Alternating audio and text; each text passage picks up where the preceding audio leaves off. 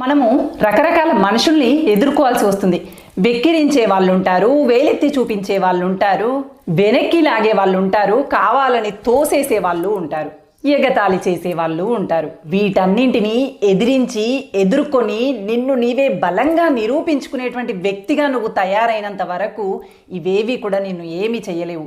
ఎప్పుడైతే మానసిక బలహీనతతో ప్రతిదానికి బాధపడుతూ ఎగతాళి చేయబడుతూ అనగదొక్కబడుతూ ఇతరులకి పావుగా మారావనుకో ప్రతి ఒక్కరూ నీపైనే అన్ని ప్రయోగాలు చేస్తూ ఉంటారు. కాస్త ధైర్యంగా తెలివిగా ఆలోచించు. కురుక్షేత్ర యుద్ధం లాంటిదే జీవితం. ప్రతి క్షణం ఏ వ్యక్తితోనైనా కావచ్చు, ఏ పనితోనైనా కావచ్చు, ఏ నిర్ణయంతోనైనా కావచ్చు పోరాడాల్సినటువంటి పరిస్థితులు ఏర్పడుతూనే ఉంటాయి.